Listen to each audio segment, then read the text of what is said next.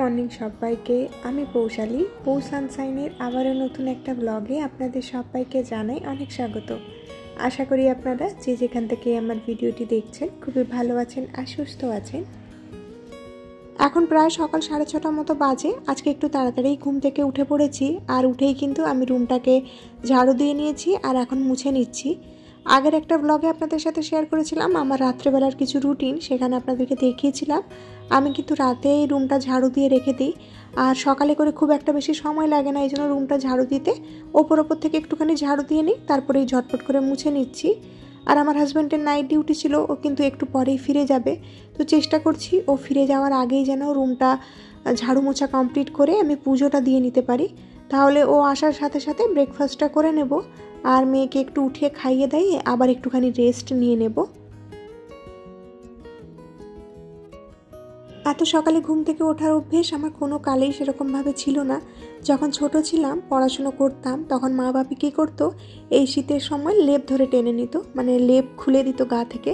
তখন কিন্তু ঠান্ডা চোটে উঠে পড়তাম, আর গরমের সময় কী করতো, বাপি এসে ফ্যানটাকে বন্ধ করে দিত। তো এত গরম লাগতো, রাগারাগি করে বিরক্ত হয়ে কিন্তু ঘুম থেকে উঠে পড়তাম। আর একবার উঠে পড়লে দেখি তারপরে আর সেরকমভাবে ঘুম পায় না। কিন্তু এই ওঠাটা হলো আমার কাছে সব থেকে বড় একটা কষ্টকর জিনিস। কিন্তু এখন দেখুন কত সহজেই কারোর কিছু না বলাতেই উঠে পড়তে হচ্ছে। আর সত্যি কথা বলতে কি, আমাদের মেয়েদের জীবনটা না ঠিক এরকমভাবেই পরিবর্তন হয়ে যায়। হঠাৎ একদিন দেখা যায় যেই মেয়ের দায়িত্ব গোটা পরিবার মিলে নিত, সেই মেয়ে এখন কারোর পরিবারে এসে সেই পরিবারের দায়িত্ব নিতে শিখে গেছে।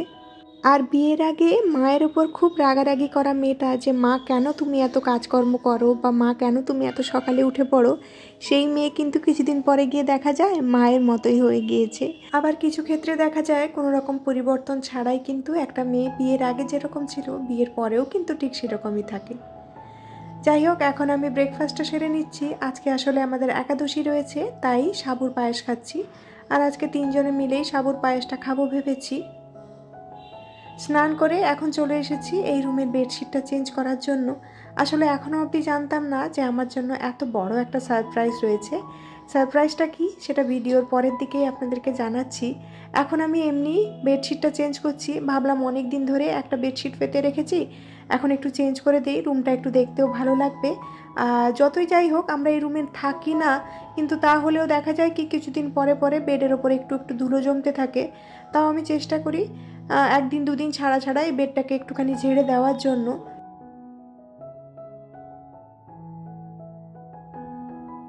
আমার এই বেডটার ডিজাইনটা এরকম থাকার কারণে বেডের ওপরে যে গদিটা পাতানো রয়েছে সেটা কিন্তু সবসময় ওঠানো যায় না, তো ওটা ভীষণ টাইট হয়ে বেডের সাথে বসে রয়েছে।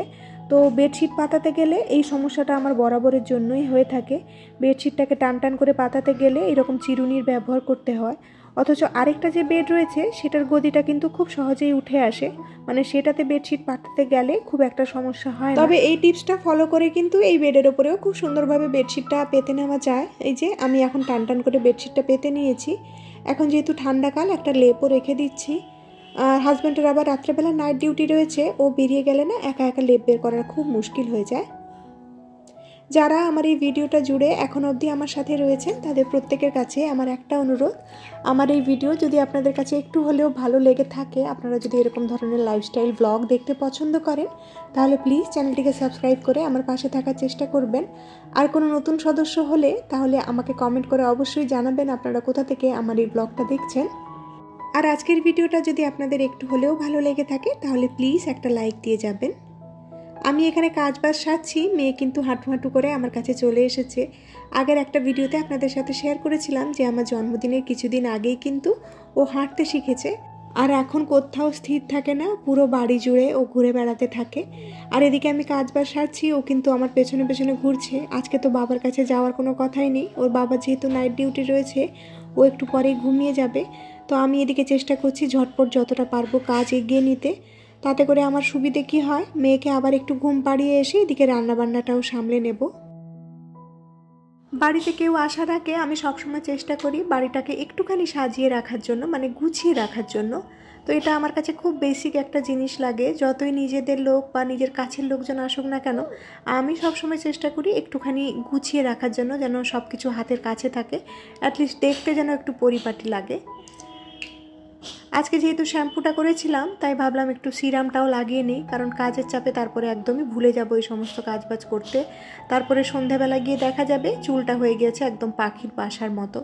আর এদিকে আমি ভেজা চুলটাকেও গুটিয়ে নিলাম, কারণ ওই চুল ছেড়ে আমি কাজবাজ একদমই করতে পারি না। যদিও একটুখানি ঠান্ডা ঠান্ডা লাগছে, কিন্তু আজকে একদমই উপায় নেই। এখন আমার রান্নাটাও প্রায় শেষ হয়ে এসেছে, আর ওদিকে অনেকটা কাজ এগিয়ে নিয়েছি। আজকে যেহেতু একাদশী তাই একটুখানি আলু পনিরের তরকারি করেছি, আর ওই পানি ফলের আটার রুটি করেছি। আর আজকে কিচেনের বাদবাকি যে কাজগুলো, মানে যেগুলো রান্নাবান্না সেরেছি, সেগুলো আর কিছুই ব্লগই করা হয়নি। তো একদম পুরো শেষে আপনাদেরকে দেখাবো যে কী কী রান্নাবান্না করেছি আজকে। তো এখন প্রায় 1:30 মতো বেজে গিয়েছে, ওর বাবা উঠে পড়েছে, ওকে আগে ঝট করে খেতে দিয়ে দেই। আজকে আর নিজেদের জন্য সেরকম কিছুই করতে পারলাম না। সকালে ওই যে সাবুদানার পায়েস ছিল, ওটাই একটুখানি বেশি ছিল, ওর বাবাকে এখন ওটাই দিয়ে দিচ্ছি। আজকে ভিডিওর মাঝে মাঝে না কখনো হয়তো আপনারা আমার মেয়ের গলার আওয়াজটা পেতে পারেন। ও আসলে আমার সাথেই রয়েছে, কাল রাত থেকে ওর শরীরটা একটু খারাপ আছে, মানে জ্বর টর এসেছে একটুখানি। তো সকাল থেকে ওকে নিয়ে ভীষণভাবে ব্যস্ত ছিলাম। ইচ্ছে ছিল না আজকে একদমই ভিডিও দেওয়ার, কিন্তু ভিডিওটা না অনেক দিন ধরে রেডি করে রেখেছি। তো ভাবলাম শুধু একটু ভয়েসটা অ্যাড করে দিয়েই দিই, কারণ বেশ কয়েকদিন হয়ে গেছে ভিডিও আপলোড করা হয়নি। তো আশা করি আপনারা এই ব্যাপারটা মানিয়ে নেবেন আর আমার সাথে থাকবেন।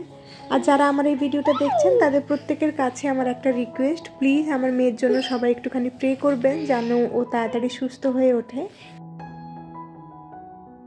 যাই হোক, এবার আবারও ফিরে আসি ভিডিওতে। আমরা কিন্তু দুপুরের লাঞ্চটা সেরে নিয়েছি, এবারে কিচেনটাকে ক্লিন করে নেওয়ার পালা।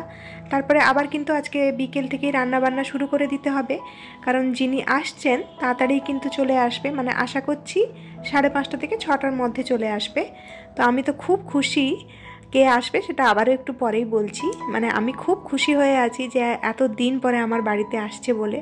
তো অনেক কিছু প্রিপারেশন করে রেখেছি। তো এখন আমি কিচেনটা ক্লিন করে নিয়েছি। আর এই যে ভিডিও ক্লিপটা দেখছেন, এটা কিন্তু 25 ডিসেম্বরের আগের একটা ভিডিও ক্লিপ। তো আমরা এই বছর এই ক্রিসমাস ট্রিটা কিনেছিলাম। কোনো বছরই কিন্তু আমরা এরকম ক্রিসমাস ট্রি সাজাই না বলতে গেলে, মানে আমাদের এই চলটা আমাদের ফ্যামিলির মধ্যে একদমই নেই। কিন্তু এই বছর যেহেতু আমার মেয়ে রয়েছে তাই ওর জন্যই কেনা। আর তার সাথে এরকম ছোট্ট ছোট্ট বেল কিনেছি, ডেকোরেটিভ বেলগুলো আমার দেখতে ভীষণ ভালো লেগেছে। আমরা তো সবাই এখানটায় এই ফলস ক্রিসমাস ট্রিগুলো সাজাই, কিন্তু আসলে যারা ক্রিসমাস পালন করে তারা কিন্তু আসল ক্রিসমাস ট্রি এর ওপরে খুব সুন্দরভাবে সাজায়। এই সাজানোটা কিন্তু দেখতে আমার ভীষণ ভালো লাগে। তো আজকে চোখের সামনে থেকে দেখছি, তবে হাজব্যান্ডের ওপরে দায়িত্ব রয়েছে মানে আজকে সাজানোর জন্য। তো নিজের মতো করেই সাজাচ্ছে। এই যে ফাইনাল লুক এখন সাজানো হয়ে গিয়েছে। আমার কাছে একটা লাইট ছিল, ওইটাকে এরকমভাবে সাজিয়ে দিয়েছে। আপনাদের এই ছোট্ট ডেকোরেশনটা কেমন লেগেছে অবশ্যই আমাকে জানাতে ভুলবেন না। আর এখন প্রায় সন্ধেবেলা 4:45 মতো বাজে, বাইরে কিন্তু বেশ সন্ধে নেমে এসেছে। তো ভাবলাম সন্ধেটা দিয়ে নিই, কারণ এটা হয়ে থাকলে কিন্তু কিচেনের কাজে একটু ভালোভাবে মন দিতে পারবো। তো সন্ধে দিয়েই চলে যাব আমি কিচেনে কাজবাজ সারতে। আর মেয়ে এখন অবধি ঘুমোচ্ছে, তাই চুপি চুপি উঠে আগে সন্ধেটা দিয়ে নিচ্ছি। তারপরে উঠে পড়লে তো আমার কোল ছাড়া একদমই হবে না।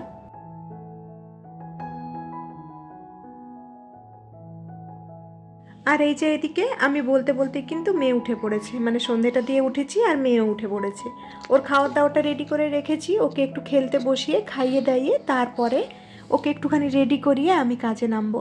কারণ এদিকের কাজবাজগুলো হওয়া থাকলে কি হয়, ওদিকের কাজগুলোতে একটু ভালোভাবে মন দেওয়া যায়। কারণ আমার মেয়ে যদি কখনো না খায় তাহলে কিন্তু আমি কোনো কাজই ভালোভাবে করতে পারি না। মানে সবসময় মাথার মধ্যে এটা চলতে থাকে কি, ওর বুঝি খিদে পাচ্ছে, ও এখন অবধি কেন খেলো না, ওকে চট করে খাইয়ে দেই, মানে সবসময় মাথায় ওটাতেই ঘুরতে থাকে আমার। তো ভাবলাম ওকে খাইয়ে আগে রেডি করিয়ে দিই, তারপরে আমি কাজে যাই।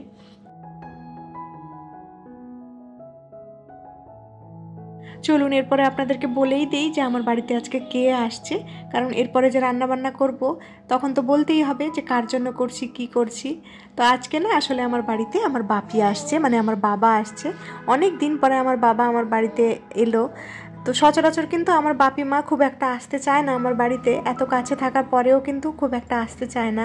ওরা সবসময় কি বলে জানেন, ওরা বলে যে মেয়ের বাড়িতে নাকি মা বাবাদেরকে খুব একটা বেশি যেতে নেই।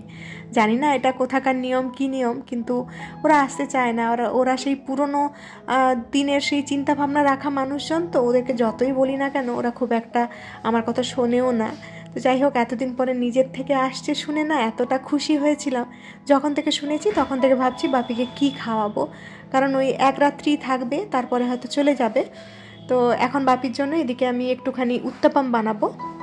উত্তাপামের আইডিয়াটা আসলে আমার বোন আমাকে দিয়েছিল। বাপি এই ধরনের সাউথ ইন্ডিয়ান বা নর্থ ইন্ডিয়ান কিছু ডিশ হলে খেতে খুব ভালোবাসে। তো বাঙালি খাবার তো মায়ের হাতে সবসময় খায়, মা তো এইরকম ধরনের খাবার খুব একটা বানাতে পারে না। তো দুই মেয়ের কাছে যখন যায় আমরা সবসময় চেষ্টা করি একটুখানি নতুন নতুন ধরনের কিছু খাওয়ার বাপিকে খাওয়ানোর জন্য। তো আগের দিন আপনাদের সাথে উত্তাপামের রেসিপিটা আমি শেয়ার করেছিলাম, তাই আর রেসিপি আজকে কিছুই শেয়ার করছি না, শুধু দেখাচ্ছি যে কী কী বানাচ্ছি। আর বাপির আজকে আসার কথা ছিল সন্ধ্যাবেলা 6টার সময়। তো ভেবেছিলাম সন্ধ্যের সময় এলে কিছু একটা টিফিন দেবো, তারপরে একদম 7টা থেকে 7:30টার মধ্যে আমি ডিনারটা দিয়ে দেবো। কিন্তু কোনো কারণে বাপির ট্রেনটা একটুখানি গন্ডগোল করে, তো আস্তে আস্তে কিন্তু বাপির 8টা মতো বেজে যাবে। সেই সকালবেলা মানুষটা খেয়ে বেরিয়েছে, এখনও অবধি কিন্তু কিছুই খায়নি। তো এই সময়টা এত টেনশন হচ্ছিল। তো যাই হোক, এটা হচ্ছে ডিনারের প্রিপারেশন। আজকে ডিনারে আমি বানাচ্ছি সবজি দিয়ে পরোটা, মানে এর মধ্যে আছে বিট, গাজর, বিনস, বাঁধাকপি, ফুলকপি, সব ধরনের সবজি দিয়ে একটা পরোটা বানাচ্ছি। এটাও কিন্তু আমার বাপি খেতে খুব ভালোবাসে, তো ভেবেছিলাম এইটাই বানিয়ে খাওয়াবো। আসলে ব্যাপারটা কি হয়েছে, আমার বাপি যে আসবে আমার বাড়িতে সেটা কিন্তু আমাকে জানায়নি একদম। কারণ মা বাপি এটা ভেবেছে যে বাচ্চা নিয়ে যেহেতু আমি থাকি একা, তো বাপি আসছে শুনে যদি এই সমস্ত রান্নাবান্না করতে ছোটাছুটি করি, তাই আমাকে আর জানায়নি। সত্যি এরকম চিন্তাভাবনা না শুধু হয়তো মা বাবারাই করতে পারে। যাই হোক, কী কী রান্নাবান্না করিয়েছি আমি এখানটায় দেখিয়ে দিই। একটুখানি সাম্বার বানিয়েছি, আর একটু সাবুদানার বড়া, এই যে পরোটা, আর একটুখানি উত্তাপাম। আর বাপি ওইদিকে চলে এসেছে, খেতে বসে গিয়েছে। এখন প্রায় 8:30 মতো বাজে। বাপির তো ভীষণ খিদে পেয়েছিল, তাই যা যা করেছি সব কিছু অল্প অল্প করে আমি দিয়ে দিয়েছি। আর এখানটায় মা কিন্তু এতগুলো ব্যাগ পাঠিয়েছে। এখানটায় কিন্তু অনেক ধরনের জিনিস রয়েছে, মানে বাড়ির প্রত্যেকটা সদস্যের জন্য কিন্তু ভেবে ভেবে জিনিসপত্র আনা হয়েছে। এই যে মেয়ের জন্য সেরেল্যাক, ন্যান, এই সমস্ত এনেছে। আর আমি যে সমস্ত শাকগুলো খেতে ভালোবাসি না সেগুলো দিয়েছে, যেরকম চিকনি শাক, কিমা শাক, তারপরে এই থানকুনি পাতা, এগুলো খেতে আমি ভালোবাসি বলে এগুলোও দিয়ে পাঠিয়েছে। তো এর মধ্যে আরও অনেক কিছু আছে, আমি এখন আর খুলে দেখছি না, একদম ফ্রিজে রেখে দেবো। আর মায়ের খুব ফেভারিট একটা জিনিস এই মৌরি ভাজা, এগুলোও পাঠিয়েছে আমাকে। আর আমার গোপালের জন্য একটুখানি খেজুর আর গুড় বাদাম পাঠিয়েছে। আর আমার দুজনের জন্য একটু পিঠে পাঠিয়েছে, মানে সুজির পিঠে একটু ভেজে পাঠিয়েছে। এগুলো প্রায় 2-3 দিন মতো থেকে যাবে। তো এগুলোকে এখন আমি একটু গুছিয়ে রেখে দিচ্ছি। আর এই শীতের খুব একটা বিশেষ জিনিস নলেন গুড়, সেটাও পাঠিয়েছে। আর এখানটায় আমি জিজ্ঞেস করছিলাম যে এই কৌটোর মধ্যে কী আছে। কিছু কিছু তো ছিল এরকম, বুঝতেই পারছিলাম না বাইরে থেকে দেখে। তো মেয়ের জন্য কুমড়ো বীজও ভেজে পাঠিয়েছে, বাড়িতে কুমড়ো বীজ ছাড়িয়ে ভেজে পাঠিয়েছে। আর আমাদের বাড়ির ওদিক থেকে মুড়ি পাঠিয়েছে। এটা খেতে কিন্তু আমরা দুজনে ভীষণ ভালোবাসি, তাই মুড়িও পাঠিয়েছে। হাজব্যান্ডের জন্য ওখান থেকে চিকেন, চিংড়ি মাছ এসব রান্না করেও পাঠিয়েছে। মানে মোটামুটি এত জিনিসপত্র এসেছিলো, এগুলো গোছাতে গোছাতে আমার পাক্কা 1 ঘন্টা মতো সময় লেগে গিয়েছে। তো এখানটা আমি মুড়ি গোছাচ্ছি, মেয়ে কিন্তু পেছনে বসে রয়েছে, আমি গোছাচ্ছি আর ও ওদিকে ছড়াছড়ি করছে। তো খাওয়া দাওয়া শেষ করে নিয়েছে সবাই, এখন দাদুর সাথে একটুখানি ভাব করতে বসেছে। মেয়ে তো আবার নতুন মানুষজন দেখলে একটু সময় লাগায় ভাব জমাতে। তো যাই হোক, ফাইনালি কিন্তু দাদুর সাথে ভাব হয়ে গিয়েছিল, অনেক খেলাধুলো করলো। আর এত কষ্ট করে আসার পরে আমার বাপির মুখ দেখে আমি সত্যিই খুব খুশি হয়েছি, কারণ মেয়ের সাথে খেলে বাপি আজকে এতটা খুশি হয়েছে যে মুখ দেখেই বোঝা যাচ্ছে। তো যাই হোক, তার সাথে কিন্তু আজকের ব্লগটা আমি এখানেই শেষ করছি। খুব শীঘ্রই দেখা হচ্ছে নেক্সট আরেকটি ব্লগে। ততক্ষণের জন্য সবাই খুব ভালো থাকবেন, সবাইকে খুব ভালো রাখবেন আর নিজের যত্ন রাখবেন। ভিডিওটি দেখার জন্য সবাইকে অনেক ধন্যবাদ।